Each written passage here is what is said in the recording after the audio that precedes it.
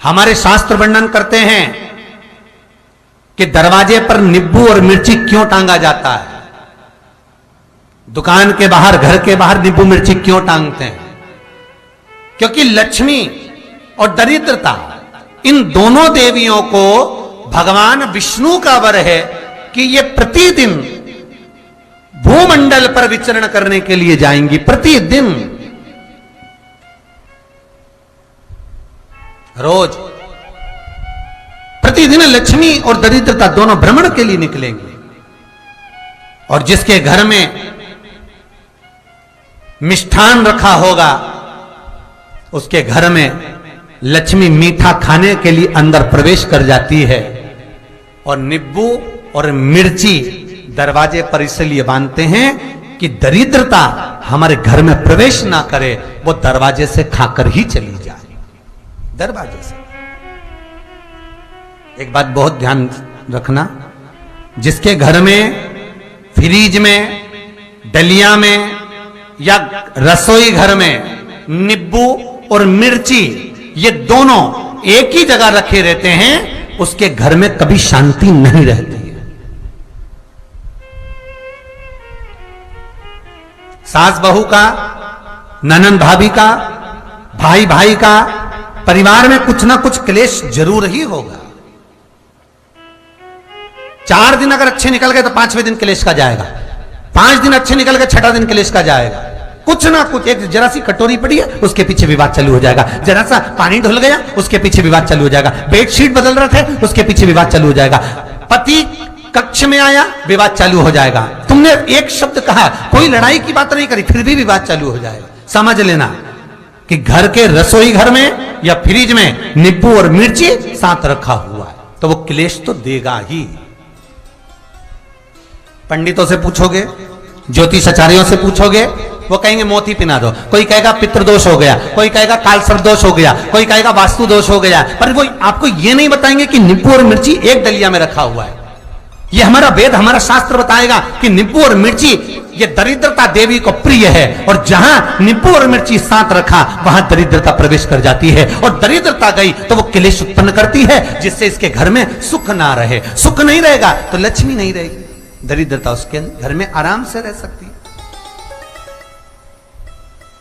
अब बहुएं कहीं किसी से पूछ रही, सास किसी से पूछ रही, हमारे घर में शांति नहीं, हमारी बहू बहुत अच्छी थी पहले, बहुत क्लेश करती है, हमारी सास बहुत अच्छी थी, बहुत क्लेश करती है, घर में विवाद इतना ज्यादा होता है। गुरुजी, जरा सी बात के पीछे विवाद होगा इतना बड़ा फैल जाएगा, पति पत्नी में जरा सी बात होगी इतना बड़ा फैलाना हो जाएगा, बच्चों को थोड़ा सा समझाओ इतना बड़ा फैलाना हो जाएगा। कारण क्या है? उसका कारण है तुम्हारे घर में जरूर एक डलिया के अंदर नींबू और मिर्ची या फ्रिज के एक बॉक्स के अंदर नींबू और मिर्ची रखा हुआ है, उसका क्लेश तुम्हारे यार रहेगा ही, सदा रहेगा। इसलिए महाराज नींबू मिर्ची दरवाजे पर टांगा जाता है, बाहर संग नहीं, बाहर जाए। एक बात बहुत सुंदर है, जैसे दूध और दही दोनों एक ही झोले में, एक ही बैग में, एक कैरी बैग के अंदर दूध और दही अलग अलग पॉलिथीन में बंधे हुए हैं, अलग अलग डोलची में, अलग अलग डब्बे में रखे हुए हैं। एक व्यक्ति एक ही बैग के अंदर दूध और दही ये दोनों चीज अगर लेकर घर के अंदर आता है तो उसके घर में संपदा की तो कमी आती ही है, उसके घर में संपदा टिकती नहीं है। घर में अगर लाख रुपए रखे हैं तो 3 दिन या 4 दिन के अंदर वो पैसा वापस जाना है। दही और दूध अगर एक ही साथ आया है, एक ही व्यक्ति एक ही झोले में, एक ही बैग में, एक ही कैरी बैग में अगर लेकर आया, उसी तरह नींबू और मिर्ची का भी क्रम है महाराज। कई सब्जी वाले उसको एक साथ बांध देते, नहीं नहीं, नींबू भले अलग बैग में डाल लो, पन्नी में अलग बांधकर या झोले में अलग बांधकर मिर्ची रख लो, वो चल जाएगा, पर एक साथ अलग हो। महाराज मेरे को मालूम है दरिद्रता कि तेरे को खट्टा और तीखा पसंद है, इसीलिए महाराज हमारे हिंदू धर्म में बेटी की विदाई में 4 चीजें नहीं दी जाती। बेटी की विदाई में 4 चीजें नहीं देते। पहली झाड़ू, दूसरी सुई, तीसरी चलनी और चौथा अचार की बरनी। ये बेटी के कन्यादान में, बेटी की विदाई में नहीं देते। बड़ी दे दो, पापड़ दे दो, ये चल जाएगा, पर बेटी की विदाई में, बेटी के कन्यादान में ना तो झाड़ू जाएगी, ना सुई जाती है, ना चलनी जाती है, ना अचार की बरनी जाती है। और मेरा निवेदन है, अगर बेटी को तुम्हारे घर का, तुम्हारे हाथ का अचार कितना भी पसंद हो और बेटी के मम्मी बना के दे रहे, नहीं, मत देना, क्योंकि बेटी तन, मन और धन, ये 3 चीजों से दुखी रहेगी। अगर मां ने अचार दे दिया तो बेटी के घर में या तो तन से दुखी रहेगी, या मन से दुखी रहेगी, या धन से दुखी रहेगी। बेटी को ये 3 दुख तो रहेंगे ही। कई लोग तो अपनी बहू से कहते हैं, बेटा तू मायके जा रही, तेरी मम्मी के हाथ का अचार अच्छा लगता है, लिया ना बांध के। अब उनको कौन समझा? तुमने तो कह दिया बांध के लिया ना, पर उसको समझो तो सही, क्यों नहीं लाना है?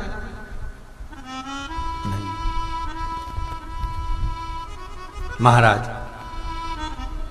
दरिद्रता देवी को क्रोध आ गया।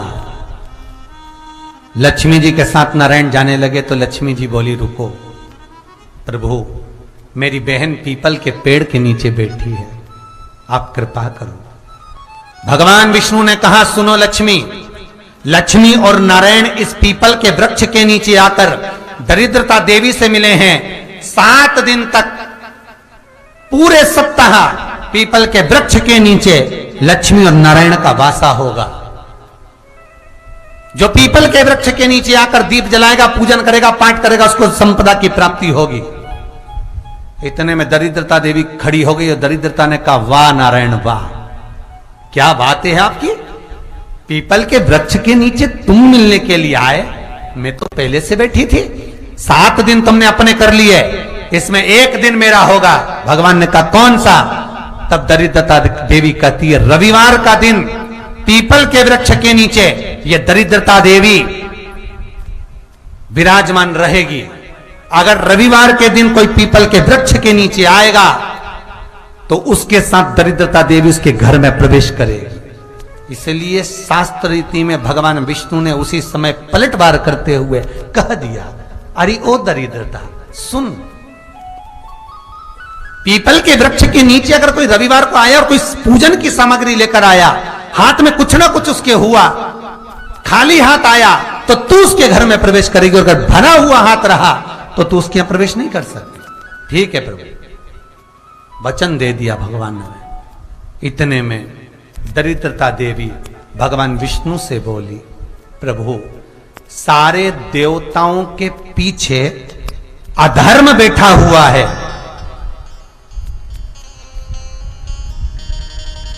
सारे देवताओं के पीछे अधर्म बैठा हुआ है। दुख और दरिद्रता कहां जाकर बैठे हैं, आप स्थान बता दीजिए। आपको अब भी कहा कथा में कि देवताओं के पीछे, देवियों के पीछे, पीठ के भाग में अधर्म का निवास है, आगे धर्म का निवास है। इसलिए मंदिर में अग्रण्य प्रणाम करना चाहिए, आगे की पीछे नहीं। दरिद्रता देवी कहती है, ये दरिद्रता और दुख कहां जाकर बैठेंगे, आप वर दीजिए। भगवान विष्णु ने कहा, ये भी तेरे लिए है, तू लक्ष्मी की बहन है, मांग ले, तुझे कहां बैठना है, कहां रहना है। दरिद्रता देवी कहती है, जिस घर में स्त्री दोपहर में सोती होगी उसके घर में दुख और दरिद्रता दोनों जाएंगे। जिनके घर में कांटेदार पेड़े लगे होंगे, पौधे लगे होंगे, उनके घर में दुख और दरिद्रता दोनों जाएंगे। जिनके घर में रात्रि में बासी बर्तन पड़े रहेंगे, उनके घर में दुख और दरिद्रता दोनों जाएंगे। भगवान विष्णु बोले, ठीक है। इतने में दरिद्रता देवी बोली, सारे देवताओं में प्रथम मान्य होने वाले श्री गणेश जी महाराज के पीठ के पीछे कोई नहीं बैठा, अधर्म नहीं बैठा। आप हमें वर दो कि दरिद्रता और दुख गणेश जी के पीठ के पीछे विराजमान होंगे, पृष्ठभाग में दरिद्रता और दुख दोनों रहेंगे। वर दो आप।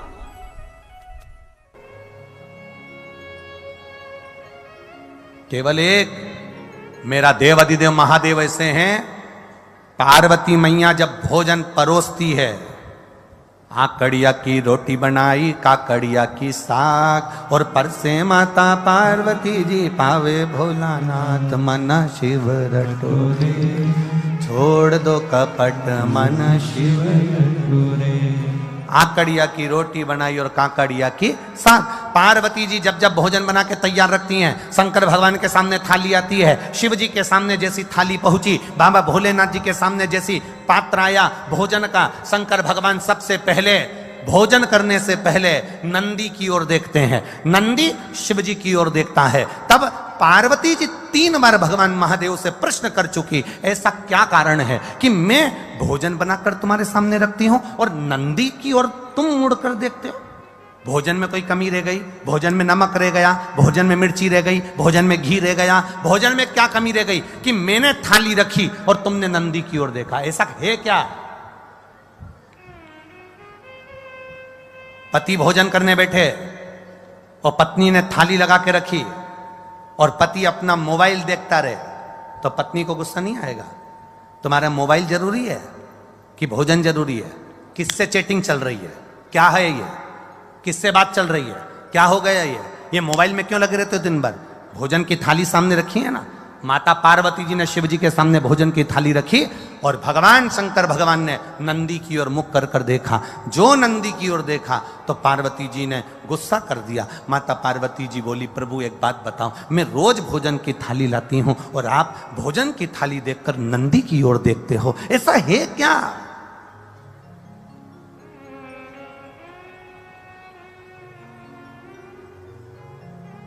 भोजन करते समय आप नंदी की ओर क्यों देखते हो? क्या मेरे भोजन में कोई कमी है? क्या मेरे बनाने में कोई कमी है? क्या मैंने जो भोजन बनाया वो श्रेष्ठ नहीं बनाया? इसमें क्या कमी रह गई? इसमें क्या कमी है? पार्वती मैया के 3 प्रश्न हैं भोजन करते हुए देवाधिदेव महादेव से। 3 प्रश्न, लिंग पुराण के, स्कंद पुराण के, कुर्म पुराण के और ब्रह्म विवर्त पुराण के, ये 3 प्रश्न भारी हैं। और प्रत्येक नारी के जीवन के ये 3 प्रश्न बड़े भारी होते हैं।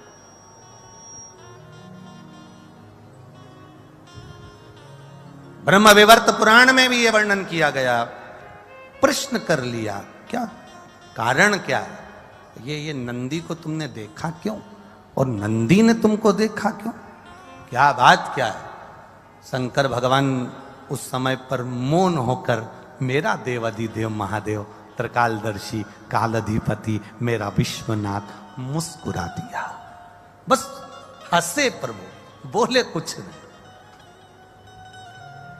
जब कोई प्रश्न बड़ा भारी होता है ना और कुछ अच्छा ही होता है ना, तो मुस्कुराया जाता है। कभी कभी पति भी मोबाइल चलाते चलाते, भले वो बेचारा किसी से चैटिंग नहीं कर रहा, पर पत्नी ने कहते तुम तो रोज लगे रहते हो चैटिंग में, किससे बात कर रहे हो? वो मुस्कुरा देता। वो मुस्कुराया, बस पत्नी समझ गई जरूर कोई बात है। सही बता दो मुझको, क्या बात है? जल्दी बताओ मेरे को, किससे चैटिंग चल रही थी? लाओ दो मेरे मोबाइल मेरे को हाथ में। पति ने अपना मोबाइल भी दे दिया, ले, और किससे बात चल रही थी वो भी दिखा दिया। तो वो तो केवल व्हाट्सएप खोल के मैसेज देख रहा था, तो तुम मुस्कुरा क्यों रहे? कारण क्या? अरे आकड़िया की रोटी बनाई, काकड़िया की साग, और परसे माता पार्वती जी, और पावे भोलानाथ, मन शिव रटोरे, और छोड़ दो कपट मन शिव रटोरे। पार्वती जी ने पूछ लिया, आखिर बात क्या है? क्या हुआ? क्या ऐसा कारण क्या? शिव जी नहीं बोले।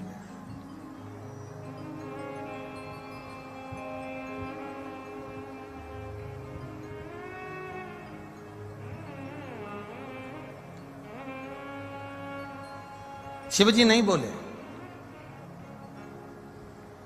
थोड़ी देर बाद मां जगत जननी जल का पात्र लेकर आई।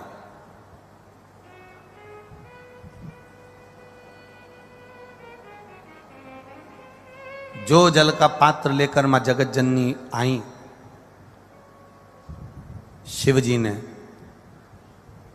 अपनी केश को जटा को हाथ लगाया, ऊपर देखा। शंकर जी का एक चित्र, एक फोटो आपने देखा होगा जिसमें शिव जी ऊपर देख रहा है, दोनों हाथ ऊपर। किसी ने दर्शन करें कभी? शिव जी के एक फोटो का दर्शन करना, अगर ना करे हो तो कभी गूगल पर, नेट पर, चित्र में शिव के जटा ऊपर गंगा और शंकर के नेत्र ऊपर दर्शन कर रहे।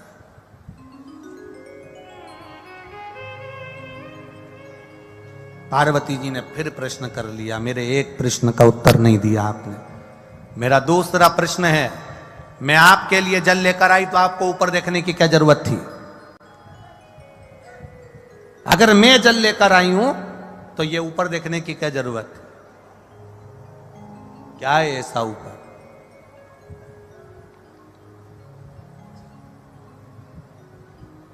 ऐसा है क्या?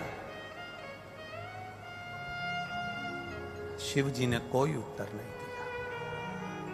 कभी कभी उत्तर ना दिया जाए तो ही अच्छा है। जब प्रश्न की ललकता व्यक्ति के अंदर आ जाती है तो उत्तर पाने की चाह उसके अंदर बढ़ जाती है। उत्तर पाने की चाह उसके अंदर बढ़ जाती है। दो प्रश्न खड़े हो गए।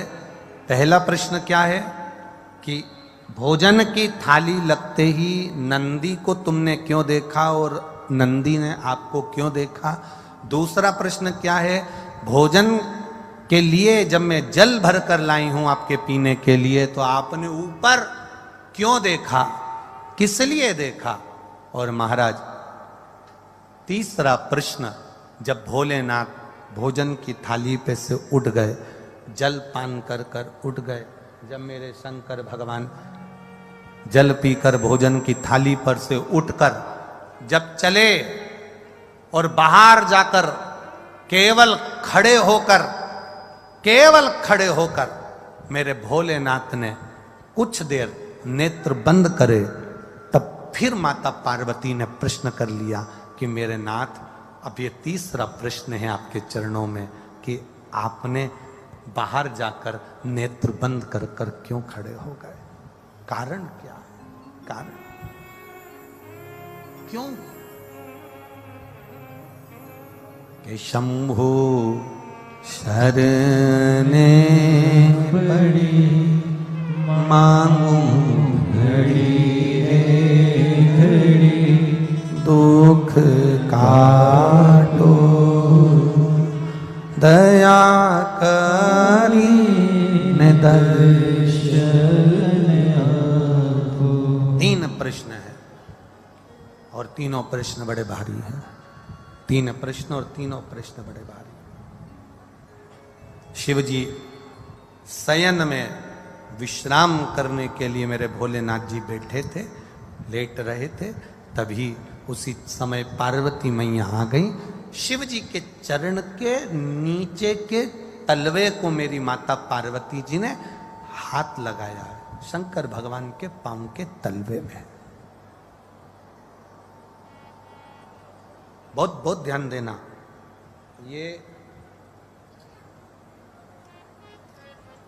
ये शिवलिंग जलाधारी, ये जो चरण पे से जल नीचे गिर रहा है वो स्थान, बहुत बहुत ध्यान देना थोड़ा सा हो।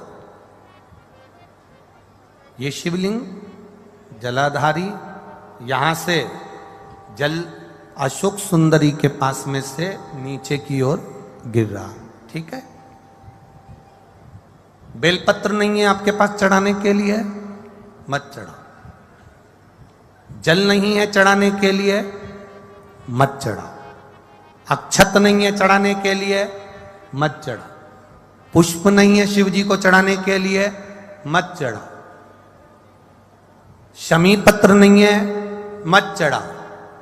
पर किसी शिवालय में, किसी शंकर के मंदिर में अगर तुम गए हो, तुम्हारे पास में कुछ भी नहीं है, जो भी भगवान का दर्शन तुमने किया है तो यहां से जो पानी नीचे गिरता है उस गिरने वाले स्थान पर मात्र अपने हाथ का 3 बार स्पर्श कर कर बाबा से दिल की बात कहकर आ जाओ तो मन की मुराद बाबा पूर्ण कर देता है। वो सहज प्रसंग है। माने मेरी माता पार्वती जी ने शिव जी के चरण के नीचे के तलवे को मेरी माता ने स्पर्श किया है। आज बाबा बैठे हुए और माता ने चरण के तलवे को स्पर्श किया।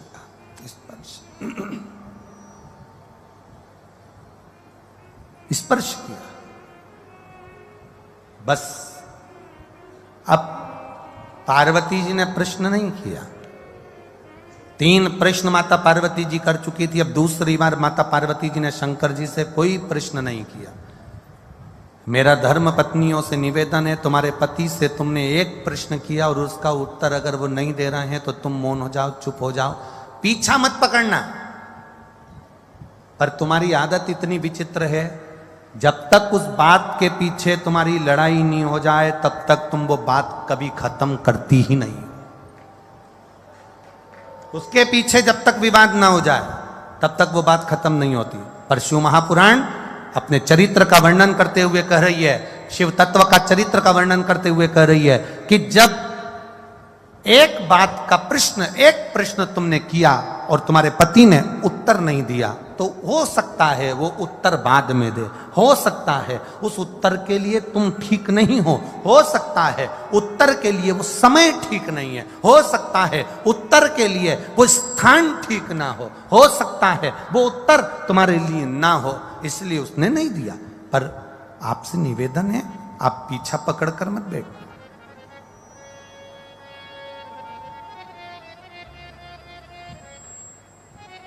कई माताओं की आदत होती है, कई आवाज पकड़ रहा है, गला पकड़ रहा है। कई माताओं की आदत रहती है, पीछे के गए हुए लोगों को ज्यादा उखाड़ते हैं। पीछे का जो समय चले गया ना उसको उखाड़ते हैं। वो तो मैं उस दिन से जानती हूं जिस दिन से शादी करके आई हूं ना, 3 दिन नहीं हुए थे और तुम्हारी बहन ने मेरे साथ जो जो करा है ना, मैं सब मालूम है मेरे को। अब जब लड़ाई होती है तब वो 3 दिन, उसके पूरे 70 साल की हो गई पर वो 3 दिन खत्म नहीं हुए। उसके 3 दिन उसके चालू है।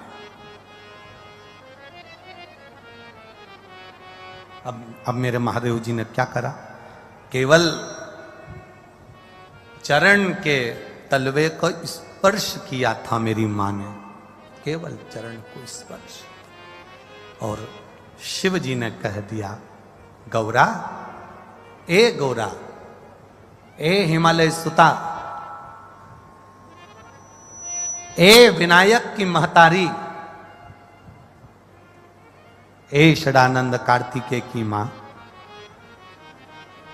जगत का भरण पोषण करने वाली है जगत जननी, तुमने 3 प्रश्न मुझसे किए। अब प्रश्न नहीं करा है मेरी माता ने, केवल एक बार प्रश्न कर कर मेरी माता भूल गई।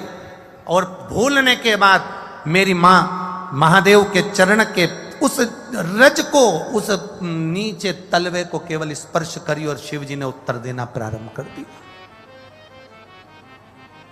सुनो हिमालय सुता, सुनो गोरा, सुनो हे जगत धात्री जगदम्बा, हे दुर्गा, सुनो, तुम्हारा पहला प्रश्न था कि मैं भोजन की थाली के सम्मुख बैठा तो नंदी को क्यों देखा, किस लिए देखा, और नंदी ने मुझे देखकर अपने शीश को क्यों हिलाया। सुता, हे हिमालय सुता, उसका केवल एक उत्तर है, मेरे को लोग विश्वनाथ कहते हैं। विश्वनाथ का मतलब तुम जानती हो सुता? विश्वनाथ का मतलब तुम्हें मालूम है पार्वती? पार्वती जी कहती हैं, हां, जो विश्व का नाथ है।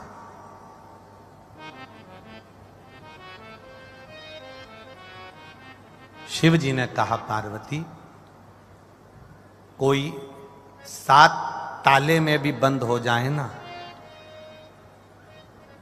मेरे भोजन के पहले कोई 7 ताले में भी बंद हो गया, मेरे भोजन के पहले उसके पेट भरना चाहिए।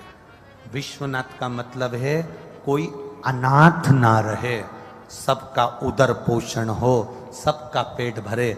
जब तू थाली रखती है, मैं नंदी को देखकर पूछता हूं, क्या सारे संसार के जलचर थलचर वायुचर कितने, एक भेल मछली है, एक बड़ा सा हाथी है, एक बड़ा सा जानवर है, एक बड़ा सा जीव है, हजारों मछलियां करोड़ों जीव उसको खाते हैं, एक साथ उसके पेट भरने में, एक बड़ी भेल मछली का पेट भरने में हजारों टन भोजन लग जाता है। तो महादेव पूछते हैं, भगवान देव पूछते हैं, भगवान शिव पूछ रहे हैं, पार्वती मेरा नाम विश्वनाथ है, मेरा नाम विश्वनाथ है, मैं नंदी से पूछता हूं क्या सबका पेट भर गया? जब सबका पेट भर जाता है तब मैं फिर भोजन को ग्रहण करता हूं, क्योंकि घर का पिता भोजन करने बैठता है, या तो पिता या माता, दोनों में से एक ऐसे होते हैं जो सबको भोजन कराने के बाद अमरस बनाया है, खीर बनाई है, दाल बाटी बनाई है, पहले घर की बूढ़ी माँ, घर का बड़ा व्यक्ति सबके लिए पूछेगा, क्यों छोटा बेटा खा गया, बड़ा बेटा खा गया, वो पोते ने खा लिया, नाती ने खा लिया, पंती ने खा लिया, सबका पेट भरता है, उसके बाद फिर अपना पेट भरता है।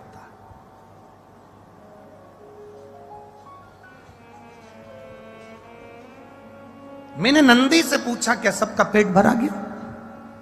नंदी ने शीश हिलाया, ठीक है। अब मुझे दूसरा प्रश्न का उत्तर जो था, देवादिदेव महादेव ने कहा, सुनो पार्वती जी, जिस समय तुम जल का पात्र लेकर आई थी, उस जल के पात्र को जब मेरे सामने लाकर दिया था तो मैंने ऊपर अपने नेत्रों को करा, हाथ उठाए, नेत्रों से मैंने ऊपर देखा। उस समय में मां गंगा से पूछ रहा था, गंगा, ए गंगा,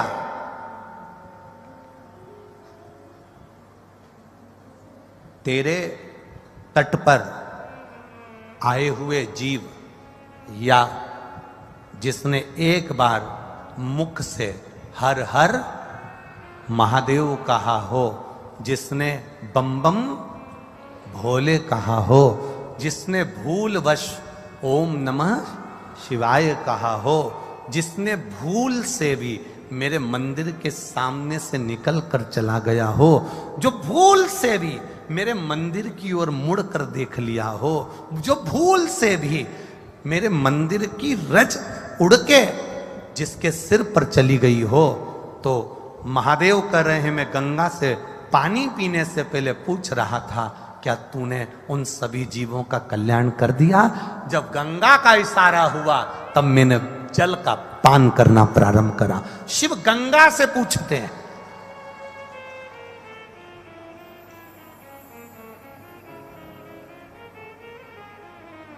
और तीसरा प्रश्न का उत्तर, तीसरे प्रश्न का उत्तर महादेव कह रहे हैं, मैं बाहर गया, नेत्र बंद कर थोड़ी देर खड़ा हो गया, तब शंकर भगवान कहते हैं, उस समय पर मैं बाहर खड़े होकर मेरे इष्ट मेरे राम को याद कर रहा था और उनको धन्यवाद दे रहा था कि तूने मुझे जो कार्य सौंपा है विश्व के भरण पोषण का, वो मैंने सुचारू रूप से कर दिया, उसके लिए तेरा धन्यवाद है।